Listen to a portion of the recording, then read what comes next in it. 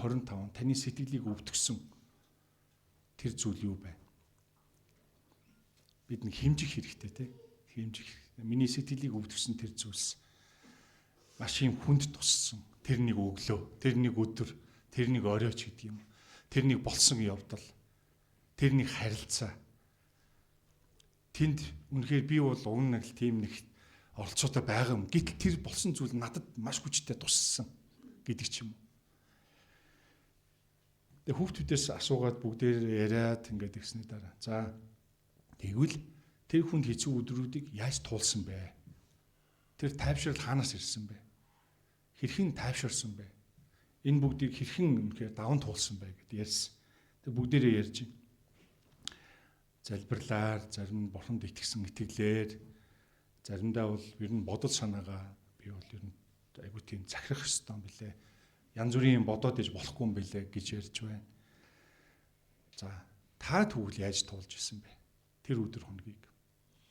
Тэгж байгаа бол гээд айхалж өгсөн үү? Тэгвэл би бас энэ нэгэн болж чадна штэ гэдгсэн үү? Эсвэл гараа явсан уу? Гэр бүлдээ болсон нэг юмнаас бол эсвэл яг энэ маш зүүр хараад эзэн дотор хараад би яг энэ зүйлд би бас маш тийм тайван хандах ёстой. Би яг эзний үгийн дагуу би яг эзний хүний хувьд би энэ бүхэндийг хүлээж авч ер нь надаас ер нь их юм болж магадгүй юм биш үү гэж ойлгоод ч юм уу. Би маш юм зүйтэй эсвэл төвчээртэй. Тэгээ би нэг сүүлийн үед их юм нэг үгэнд их юутэй их болоод байгаа. Их нааштай сайн хандж байгаа. Тэр юу их манай ихнэр маань би нэг замдаа ингээд яагаад энэ зүйл ингээд болох ёстой зүйл болохгүй байгаа юм бэ гэсэн байдлаар би ингээд орж ирдэг байхгүй юу. Тэнгүүт надаас асуудаг нэг асуулттай. Дэвчээр юуны үр жимсвэлээ гэдэгдэг байхгүй юу. Тэгэхээр би дэвчээр ариун сүнсний үр жимс гэх. Гэдэг. Жохон бухимдалтай мөртлөө ариун сүнсний үр жимс гэж хэлсний дараа өөр болж байгаа. Нэрэл дэвчээр чинь ариун сүнсний үр жимс. Энийг бид үнэхээр зүгээр толгойдоо мэдээд биш харин тийм хүнд хэцүү өдрүүдэд бид нар дэвчээрч суралцах. Тэр бүгдийг маш ингэж эзэн дотор дэвчих. Тэрнээс хүний аргаар дэвчих биш те. Хүний аргаар дэвчих юм бол нэг л өдөр босоод ирнэ шүү дээ. Зэвсэглэл босоод ирнэ те. Бүр ингээд цөмийн зэвсэгтэй босоод ирчих мэднэ. Бүгдийг дэлбэлээл юусаа байхгүй болгож мэдэх. Тийм хор үсгтэй. Тэгэхээр энэ 7 хоногийн энэ сарын турш бүгдээрээ хамтдаа сүнслэг удирдлага тэр сүнслэг хүн сүнслэг тэр байдал энэ тухай бүгдээр хамтдаа сурах гэж байна. Эзний үг сурах гэж байна. Нэгэн хүн байж тэр цэрэгт яваад тэгээд цэрэгт яваад тэнд ингээд нэлээд сан ингээд цэргийн албаа гүйцэтгэе байж захта зан чанарын асуудал гаргаад тийм зөрчил гаргасан. Харилцааны зөрчил гаргаад зан чанарын асуудал гаргаад тэгээд тэнд тэнцэхгүй болоо цэргээс ингээд хөөгдсөн байна. Тэгээ цэргээс хөөгдөхөөр энэ болохоор нэгдүгээр дайны үед болж исэн үйл. Цэргээс хөөгдөхөөр юу болдгоо гэхээр тухайн үед бол цэргээс бол цэрэгт явсан хүнд маш их хангамж хангалт өгдөг. Амьдралынх нь тэр тий арга эрт нь гэдэг ингээ хангалтууд ингээ улс орноос ингээ хөөгддөг.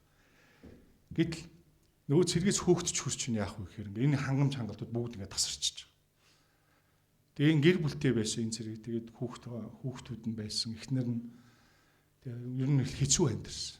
Гэр бүлээ тижээхэд маш хэцүү. Тэгээ ажил олдохгүй юм дайн тулаантай байсан тийм цөөн цэм цаг байсан учраас тэгээ хэцүү юм туулсан. Тэгээ нэг удаа Merry Christmas болоод тэгээд ерөөсөө хүүхдүүдтэй бэлэг авч өгч мөнгө байхгүй. Тэгээ яасан бэ гэсэн гарлуугаа харсан гарынх нь бугуунд нэг цаг байсан өөрийнх нь. Тэгээ энэ цагийг худалдаад зараад тэгээд тэр хүүхдүүдтэй бэлэг авч өгч байсан. Тэгээ дараа нь хэсэг хугацааны дараа гимшээд тэгээ цэргийнхаа албанд би дахиж явмаар байна гэд өргөдөл хүсэлтэд өгсөн боловч түүний гаргасан тэр зан чанарын асуудал бол үнэхээр дахин цэрэгт авахд хэцүү хэмжээний тийм зүйл байсан учраас чамаа дахиж авах боломжгүй юм байна гэсэн хариу шийсэн. Тэгээд бүр ингээд маш хэцүү болж байна. Ер нь бол хүнд гологдох ямар нэгэн байдлаасаа буруу тийм байдал гаргаснаас болж тухайн үед ялж байгаа юм шиг байдаг л та. Тухайд ингээд миний л зөв юм шиг болол би л ялж байгаа юм шиг байгаад ийм бас гэтэл хэсэг хугацаа өнгөрсөний дараа бүх юма баллаа хийцэн хаман ингээд харж исэн, зорж исэн, хийх гэжсэн, бүтээх гэжсэн тэр зүйлсээ замналаа устгаа хийчихсэн байх тийм болсон юм зүйл байдаг. Тэгээ энэ цэгт бол тэр зүйл тохиолдсон. Тэгээд цэгт эргэж орч чадаагүй. Тэгэнгүүт эргүүлээд юу хийсэн бэ гэхээр нэм жижигхэн талхны цех нэгээд тэр талхаа тэр дайны үе байсан учраас цэргүүдэд нийлүүлдэг, айрамд одоо тэр талхыг нийлүүлдэг ийм жижигхэн бизнес эрхэлсэн. Гэхдээ энэ бизнес бол зүгээр л гэр бүлийнхэн ямар ч лсэн хоол ундтай байх, өдөр тутамдаа хоолтой байх хэмжээнд л нөлөөлж исэн байна л да. Тэгээ холигтойч болоогүй. Тэгээ дөрвөлжлүүлээд ямар тач бууж өгөлгүй амьдэрсэн. Харин энэ хүн хэн болсон бэ гэхээр Америк нэгдсэн улсын хамгийн анхны залуу ерөнхийлөгч болсон хүн байна. Юлиус С. Грант гэдэг хүн 1946 онд ерөнхийлөгчөөр томилогдсон. Тэр бид бүгдээр эндээс юу сурж болох вэ гэдгийг эзний үгээс харцгаая. Энэ хүнд юу тохиолдоод, энэ хүнд ийм амьдралтай байгаад эцэст нь тийм нэгэн болсон нь юу вэ гэдэг. Бүгдээр эзний үг буюу эзэн дотор байсан итгэлийн хүмүүсээс хамтдаа суралцъя гэж. Тэг өнөөдөр бүгдээр 4 чухал зүйлийг сурах болно. Тэгээд энэ сүнслэг удирдагч гэхээр сүнслэг байдал, тэр сүнслэг байдлаар удирдах ингэж бодохоор хүмүүс юу гэж боддог вэ гэхээр энэ өөр хүмүүсийн хийдэг ажил баха. Би бол арай биш баха гэж боддог. Хэрвээ хэн нэгнийг сүнс дотор гэр бүлээ удирдах, сүнс дотор үр хүүхдүүдээ удирдах, чиглүүлэх, зөвлөх, тэдэнд санаа тавих энэ бүх зүйл орж байгаа. За мөн чуулган дээр үйлчлэлтэй бас хэн нэгнийг удирдах, хэн нэгэнд бас санаа тавих, зөвлөх, чиглүүлэх, залбирах ч юм. Энэ бүхний цаана бол юу байдаг вэхээр эзний үгээс харахаар чухал зүйлс байна. Тэгэхээр энэ бол суурь нь бол одоо байшингаар ярил фундамент одоо тэр байшингийн суурь бол зан чанар гэдэг.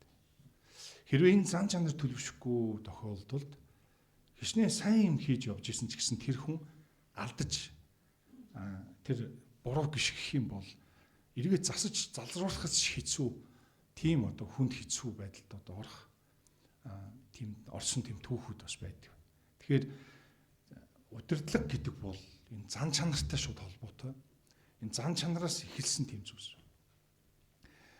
Тэгээд их нартайгаа бас нэг ярьж байгаа зүйл байгаа. За эзний өдөр за чи ч үйлчлэлтэй байсан бай. Би ч үйлчлэлтэй байна. За яг яг ингэж амар тодорхой яриаггүй л дээ. Би ингээ микрофон барихаар айгуу гоё. Ингээд хүмүүст ойлгомжтой ярих гад ингээд энэ дүрд ингэж оруулж байгаад ярьж байгаа шүү. Тэгэхээр тэр эзний өглөө босоод тоглоом шоглоом нэгэндээ хийхгүй байх тал дээр анхаарай. Бас ингээл эн чинь ингээл тоглоом шоглоом санамс үг мөг хэлэх гээл те. Чи тэгсэн юм ингэсэн юм гэл юм гарна шүү дээ. Өглөө босоод юм бэлдээл ингэж байгаа юм чинь. Тэгээд нэг хэцүү юм хэлчмээр байсан ч гэсэн ингээд чимээг үхэн тэнд ингээл дэвчээрийн нэг өөр жимсэг гаргаал те. Тэгэл айл болохоор нөгөө нэг өөрчлөж байгаа хүн дээр нэг жаахан амар тайван байлгах нэг тийм болцоог нь олгоод гэх юм уу. Тэр нь ингээд тусалж байгаа хэрэг байхгүй. Гэдэг яа эзэнт л найдаа та одоо хэлчихэл айгуул хэлчихэл нэг юм бодоод санаа сэтгэл айгуул ингээд нэг жаахан өөмрээд ингээд нэг гол үйлчлэх эзний үг дамжуулах ч гэдэг юм. Тийм юм зомд нөлөөлөх баг.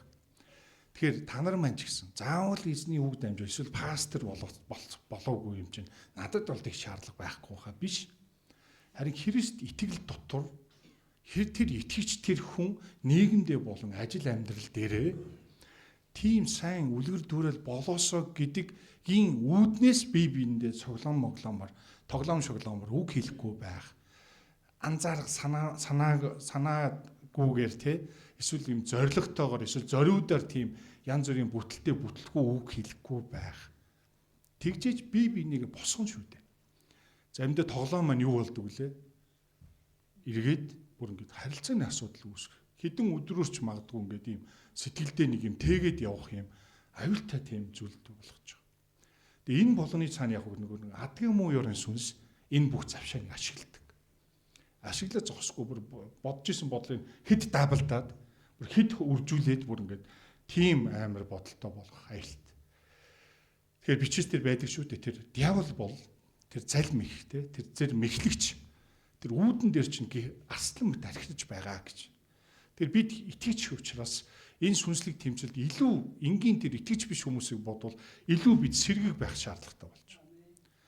Тийм байдалд олзлуулснаас болоод бид нар бодол санаагаа сатаанд диаволд олзлуулснаас болоод бид юу хийж байгаа вэ гэхээр тэнд бүр ямарч ашиггүй тийм үр жимсгүй ажилд шууд оролцож байгаа гэж ойлгож байна. Тэгтэл эзэн болохоор Есүс Христийн бодол санаанд Христэд өөрийн бодол санаагаа даадаг гэж хэлж байна. Түүн дүр, харин диавол биш. Түүн дүрэг.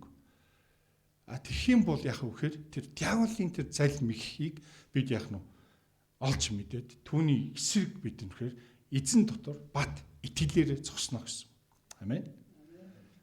Энэ бол маш чухал зүйл. Христэд итгэж гэдэг энэ нэр бол Христийн нэрийг шууд авч явж байгаа гэсэн. Тийгээд аваа явж байгаа гэсэн. Тэрнээс энэ тэр нэг хүний нэр шууд тэр хүнтэй холбогдох гэсэн цаана үргэлж бидний эзний нэр тэгдэж явж байгаа.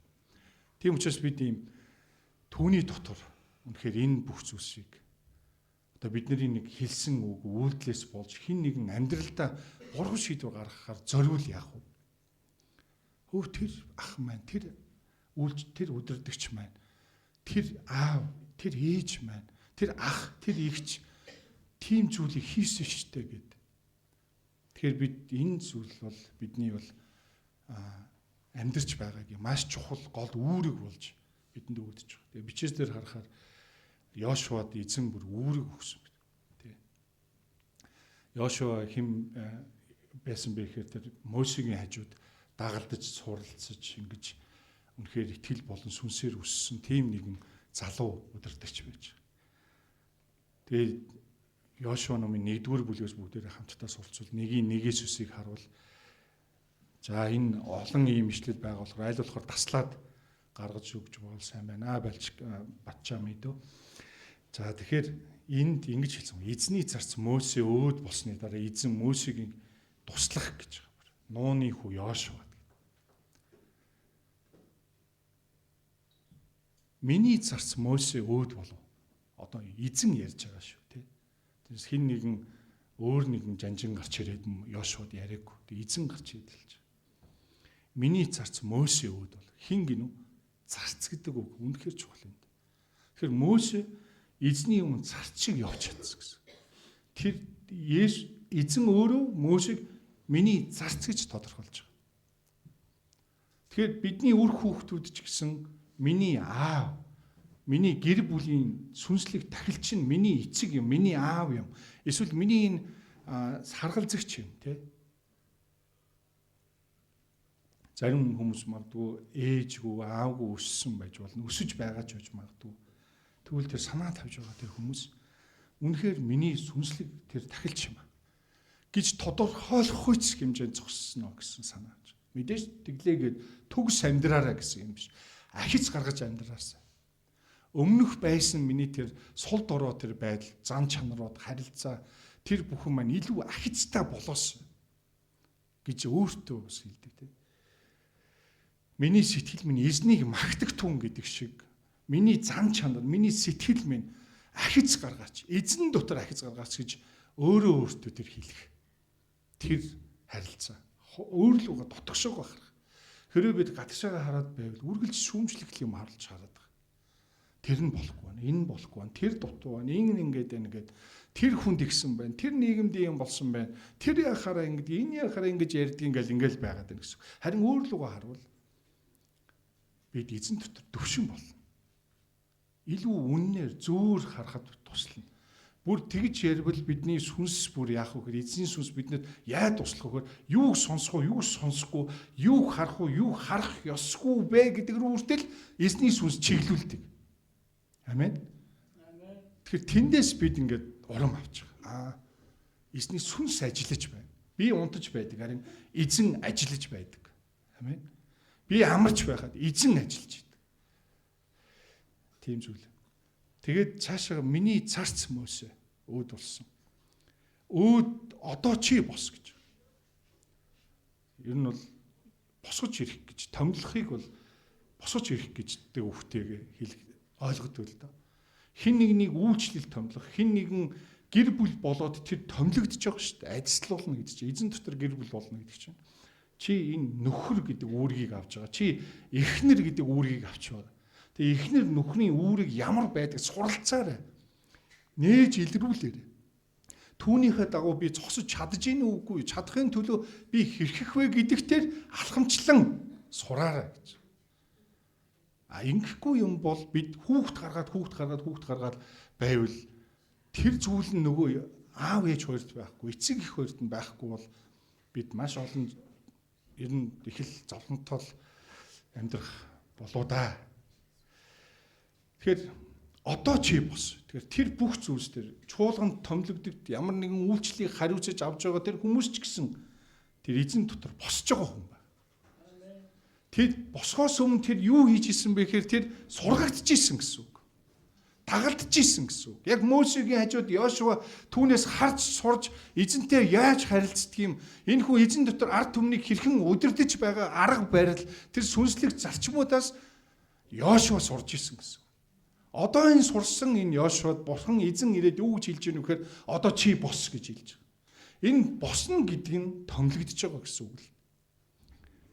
Тэгээ бид ийм хэмжээнд ингээд эзний үгийг харж байна. Халелуя. Тэгээ цааш нь харахад ингээд бүх ард түмний хамт энэхүү Йордоны гаталж Израильчуудад миний өг тэр нутаг руу яв гэсэн үүргийг авч байгаа залуу удирдагч Йошуа.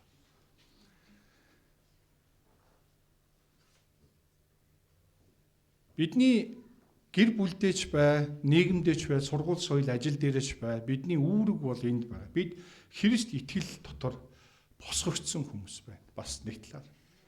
Тэр энгийн итгэж биш хүмүүсийн хажууд би түүнээр дуудагдж сонгогдсон хүн байна гэсэн үг. Тэгээд тэр тушаалаа үүрэг авсан. Тэр яг байгаа газараа би яв гэсэн үүрэг авсан гэж. Тэгээ энэ Йордоны гал. Йордон болохоор тэдний өмнө байгаа том саад бэрхшээл. Хэдийгээр эзэн энд Йошуатай ярьж байгаа ч гэсэн Йошуад юу байсан вэ? Айдас байсан. Тэр маш их юм сүнслэг олон тулааны өмнө ирсэн байна. Би чадах уу? Дээрээс нь тэрний дагалдуулж байсан, түүний өмнө байсан тэр Мөсе нас орсон байна. Үнэхээр Мөсегийн сүвдэр дор, Мөсегийн тэр манлайлал дор, Мөсегийн тэр сүнслэг удирдлах дор, тэр эрчтэй, зоригтой, урамтай түүнээс өгсөн үүрэг даалгаврыг тэр үнэхээр биелүүлж яв гэсэн газар нь явж, оч гэсэн газар нь очиж, бүр тагнуулаар хүртэл явж тэгээ эзэн дотор бүр тэр бүхнийг ингээд бүр гүйцэлдүүлж сургагдж байсан Йошуа одоо тэр үүрэг хариуцлага нь өөр дээр нь ирж байгаа. Чи одоо босож гэж. Нэгэн цагт бид нэр хэн нэгэн эцэг ихтэй байсан. Ээжтэй, аавтай.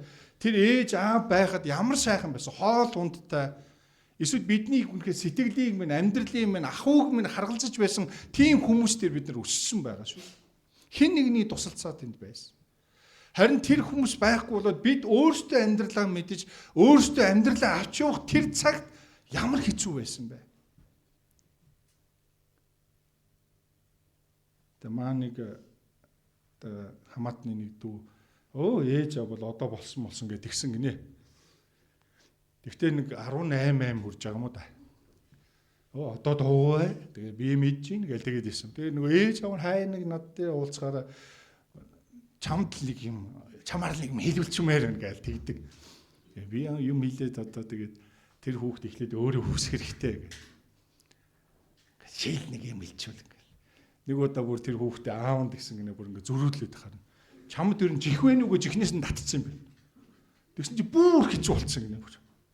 Бүр хаалгаагаад бараг ингээл миний хил зар бараг битгий орж ирмээр бүр тэгээ аав нь гимссэн гинэ шал дими жихнээс нь татчих гээд. Тэр нь өчнөө өдөр үргэлжилсэн гинэ тэр нь.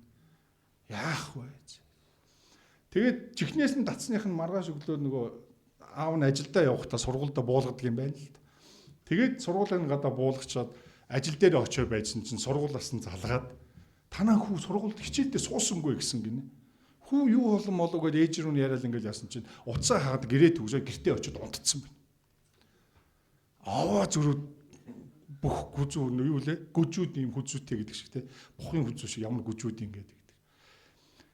Тэгээ энэ зүйлсийг бид ингээд бодох хэрэгтэй болж байгаа те. Ямар зовлон бэ? Гэтэл тэр хүүхэд одоо нөгөө нэг цаг хугацаанд өөрөө нэг өдөр нөхөр болно тий. нэг өдөр болно. Би тэр хүүхдийг яандаа л гэж бодож байгаа. Отоол сэлэхгүй бол энэ хүүхд яг тэр үед яандаа. Нөгөө аав ээж хамгийн сайхан санагдсан шүү дээ. Би тэд ээж аавын тэр намайг асарч байсан тэр хүмүүсийн тэр харьяанд байхдаа, тэр гэрт байхдаа, тэр өөрийнхөө төрсөн тэр газар байхдаа би ямар жаргалтай байсан бэ гэдгийг тэр цагт л ухаарах багтаа. Түүнээс наан ухаараасаа билээ. Илүү хүнд юмтай нүр тулгаас өмнө ойлгосоо билээ. Тэгээ Йошуа бол яг тэр удирдлага одоо яг өөрийнх нь уран дээр хийж байгаа. Хэрвээ энэ дэсэлдэг янз бүрийн тайлбар тавьдаг Мөсег яг тэр сүнслэг удирдаг шиг харахгүй ч юм уу. Хэрвээ ийм байсан бол Йошуа ямар хэцүү байх вэсэн бэ? Энэ бүр айц нь бүр хэд үржигдэхээр даблдахаар айцтай. Тэгэд өөрөө юм суралцаагүй байгаа юм чинь яаж эзэн бос гэсэн ч босч чадахгүй. Магадгүй эзэн хэрвээ тийм байсан бол Йошуаг чи одоо бос гэж хэлэх хүн нь Йошуа биш Калеб байсан байж магадгүй.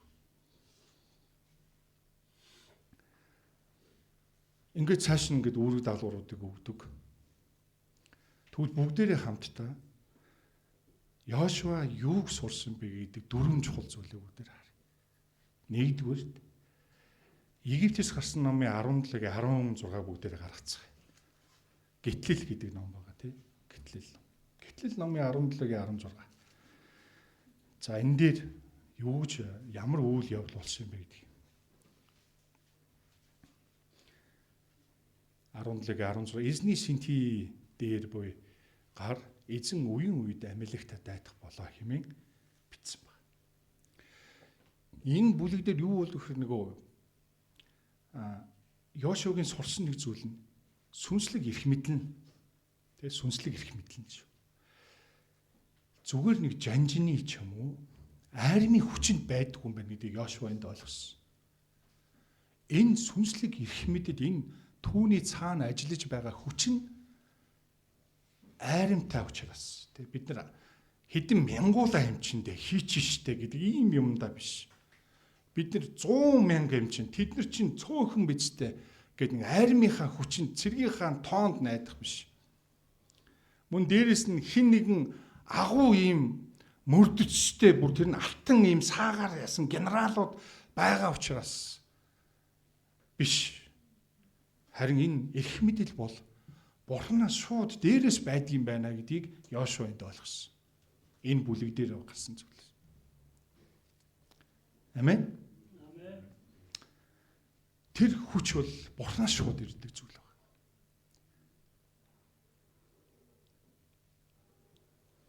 Юу гэсэн гинэ? Эзний синти дээр буй гар гэж байгаа. Эзний синти дээр буй гар. Эзэн үеийн үед амилагтад дайтах болно. Тэрнээс Израилийн тэр хүчтэй айрын эсвэл тэр хүчтэй жанжин байгаа учраас бид амилагтай дайтах болно гэж хэлээгүй байгаа байхгүй. Хин гинү? Эзний синти дээр буй гар гэсэн байгаа байхгүй.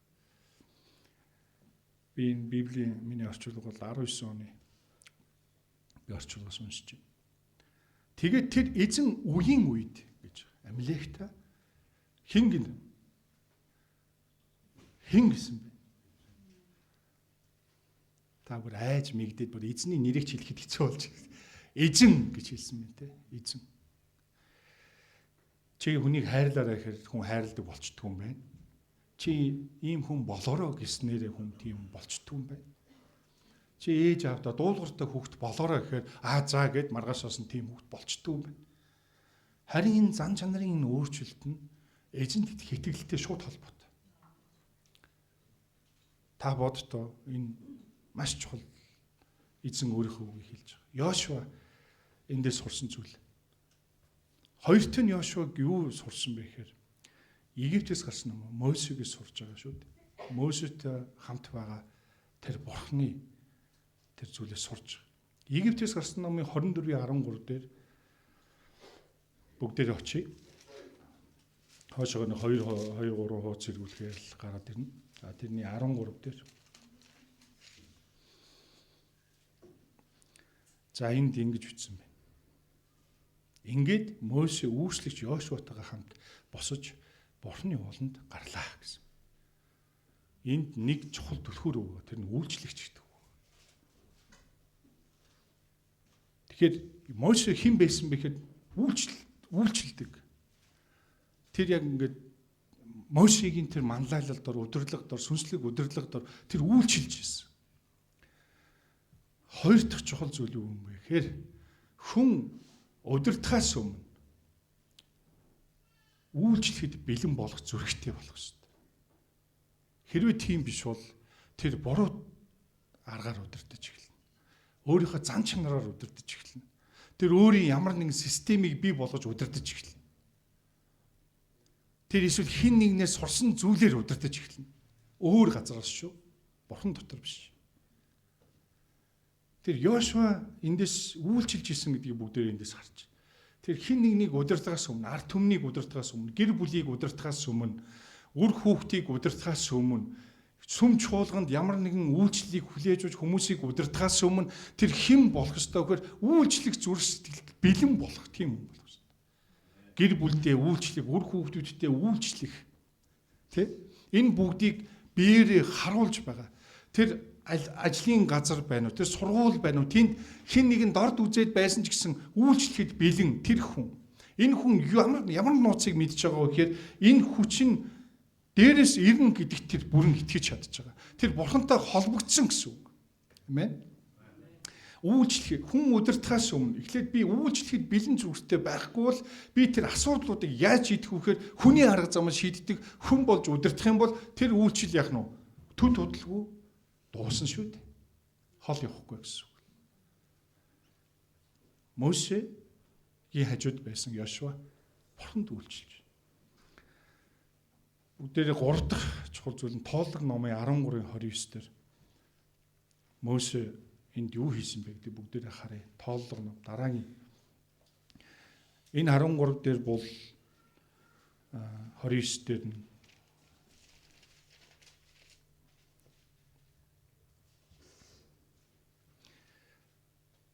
ингэж бичсэн байна. Амилагчууд Негевийн нутагт амьдарч байна. Хитчүүд, Ибусчүүд, Амарчууд уулахраг нутагт амьдарч байна. Кананчууд далайн ирэг болон Йордоны ирэг хаваар амьдарч байна гэлээ.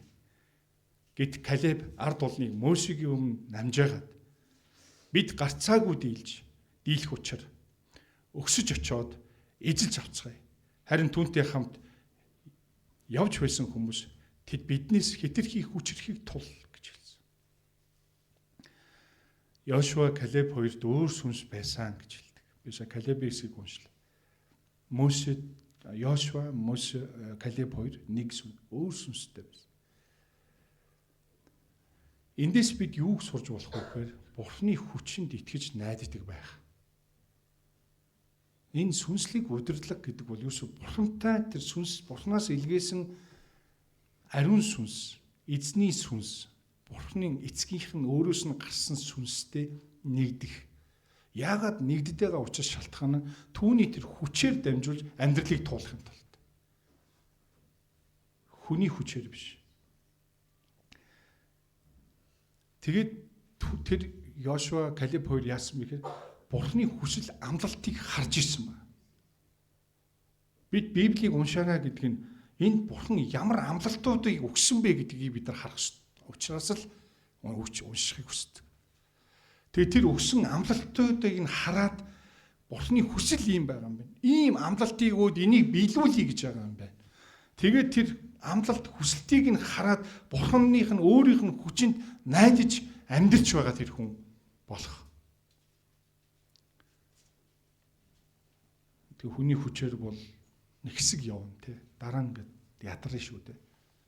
Ядарна тэгээд ундаалах, тэнхрэх хоол хүнс байхгүй болоод ирвэл их ядарна да. Зэргийн албанд ч бай, эзний үйлчлэлд ч бай. Энэ бол яг эзнээс өгсөн тэнгэрлэг иргэдийн тэр Тэнгэрийн улс газар дээр өөрийн чуулганаараа дамжуулан оршиж байгаа. Тэгээ тэнд дуудагдсан, сонгогдсон тэр хүмүүс бол эзний улсын иргэд гэж. Та нарын харьяалал бол Тэнгэрт байгаа гэж хэлсэн. Тэгээ тэр хүмүүсээрээ дамжуулж ажиллахыг хүсэж байгаа Бурхны хүсэл. газар дээр. Гэтэл хойшоогоо суудаг. Энэ бүхэнд урамгүй байдаг, зориггүй байдаг, өөртөө итгэдэг, өөртөө илүү их найдаад, өөрийгөө илүү их хараад, би ерөн сул дорой хүмж, би чадахгүй гэдэг тэр хүмүүс бүү байгаасаа. Та энэ үнэхээр чухал зүйл.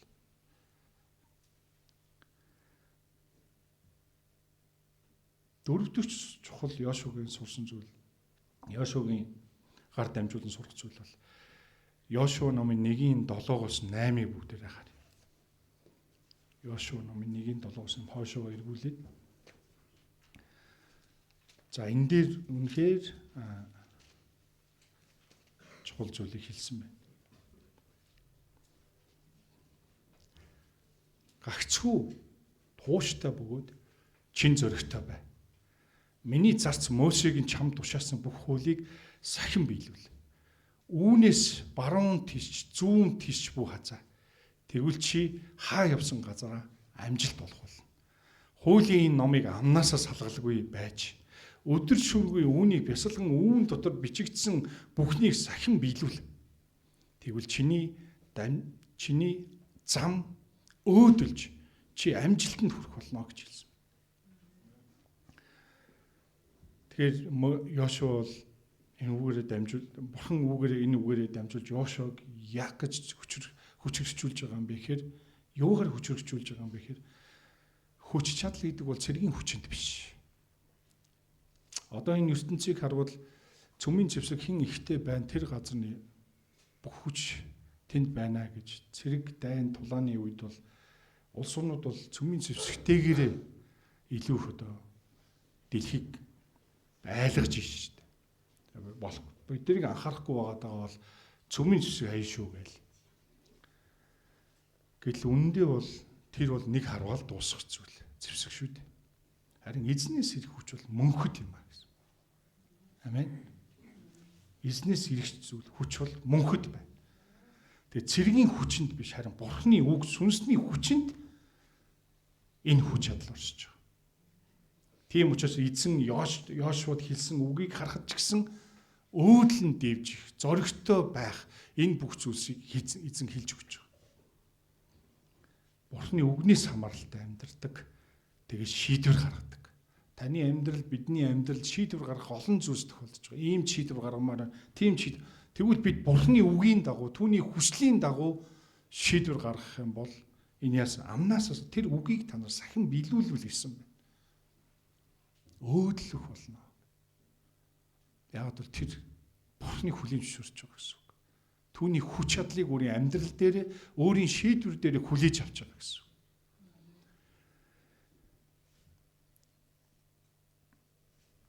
Энэ бүгдийн эцэст хэлэхэд олон удирдагч нар тэр гэр бүл тэр баг хүүхдээсээ ахуулж бэлтгэдэг байх нэ гэдгийг бид олж харлаа.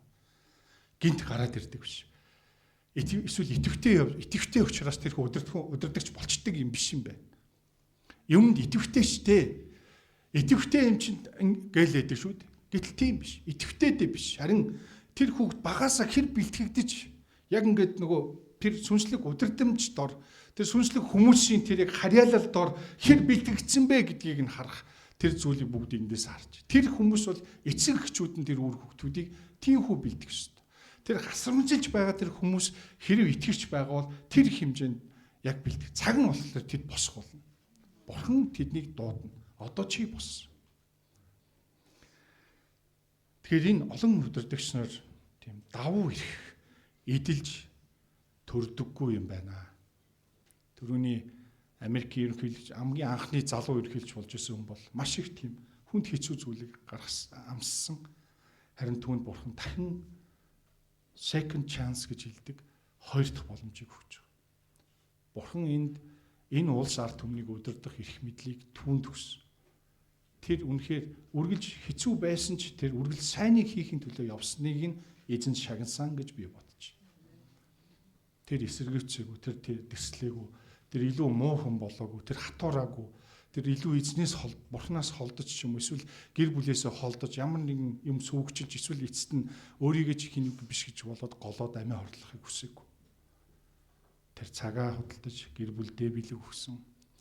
дахиж цэргийн албад явъя гэсэн хүсэлтийг ч гэсэн тавьж чадсан гэмжсэн учраас хэдийгээр хүлээж авах гэсэн тэр далхны цех байгуулж тэр айрамд тэр далхыг нийлүүлж би жаахан ч гэсэн туслах юмсан гэсэн сэтгэлээр оролцож ирсэн.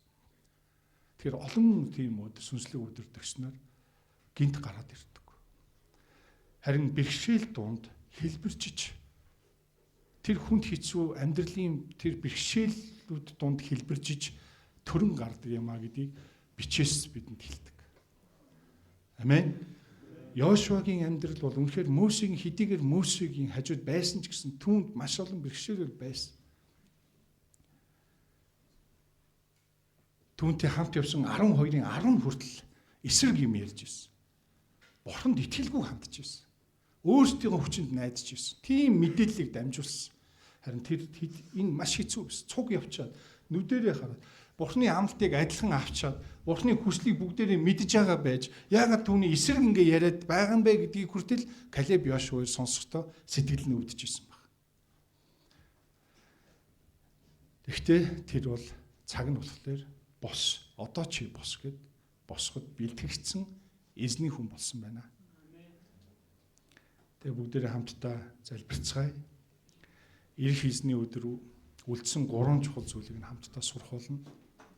Тэгээ та өнөхөр өнөөдрийн авсан энэ 4 зүйлийг энэ Библийн ишлэл, энэ бүлэг хэсгүүдийг та 7 хоногийн дундуур уншаарай. Та энд юу болсныг илүү дэлгэрэнгүй хараарай. Тэгэхээр танд тохиолдож байгаа тэр асуудлууд, бэрхшээлүүд таныг илүү хэлбэржүүлэхийн төлөө байна. Илүү дараагийн түвшинд гаргахын төлөө байна. Бид тийм ухаанаар, тийм сэргийг бодол санаагаар, тийм сэтгэлээр бид хүлээж авах хэрэгтэй.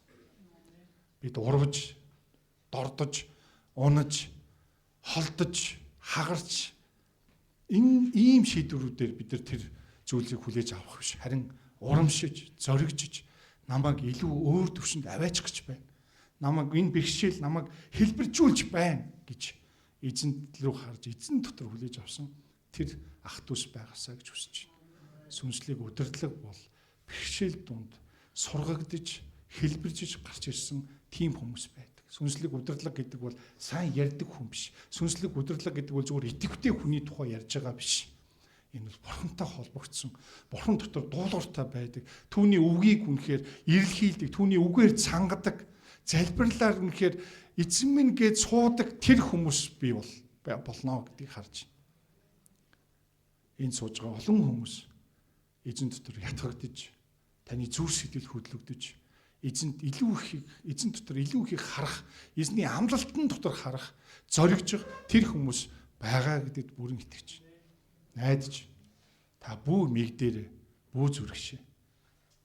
Йошуач мөн тийм байсан, харин Йошуа эзний үгэн дотор зоригдсон юм. Тэр эзнээс өгсөн тэр үргийг биелүүлсгээр мордсон юм. Амен. Эзэн алдарч болтгоо бүгдээрээ хамтдаа залбирцгаая. Эзэн минь танд баярлалаа. Тэгээ энэ цагийг танд үнэхээр танд өргөсөн. Тэгээ та тэр өргөсний дагуу та өөрийн хүмүүсийн зүрх сэтгэлүүдэд та мөнхөд ажилтгийнхаа дагуу та ажиллаж хүч урам зориг алдаа оноо байгаа бол алдаа эндэгдэл байгаа бол тэр бүгдээр нь дамжуулж ухааруулсан эсвэл амжилт байгуул тэр бүгдээр нь дамжуулан эзэн та өөрийн тэр хүмүүсийн зүрх сэтгэл дараагийн тэр зүйлсийг өөрийн амлалтын дотор харуулах тэр харааг та бас өгөөрэй гэж танаас хүсэж байна. Таны чуулган оршиж байна. Таны чуулганд оршин тогтнож байна. Таны хүч чадал дотор, таны үг дотор, таны сүнсний удирдамж дотор эзэн дээрээс ирэх хүч чадал бидний хамгийн чухал түлхүүр биднийг ажилуулах, биднийг илүү их харуулах, биднийг илүү их байр суурьнд зогсоод эзнийг үнэхээр алдрыг тунхаглах, сайн мэдээг тунхаглах таны хүмүүс байлгаж зогсооно гэдгийг энэ газар таны чуулганд тунхаглаж байна. Таны тос тосолгоо байх болтугай таны дотор өөрчлөгдсөн хүмүүс, өөрчлөгдсөн гэр бүлүүд, таны дотор шинээр аврагдах тэр сүнснүүд өдрөөс өдөрт нэмэгдэх болтугай. Таны хүмүүсийн амьдралыг хараад, таны хүмүүсийн үнэхээр амьдралдаа хэрхэн хандаж, эзэн дотроо хэрхэн зогсож байгааг хараад тэд эзэн рүү ирэх тэр өдөр хоногуудын төлөө танд хандан залбирч байна. Эзэн Есүсийн нэрээр залбирлаа. Эзний хүмүүс нэгэн дуугаар. Амен. түүн давдран байна. Эзний зоогтой өдөр байгаа өнөөдөр.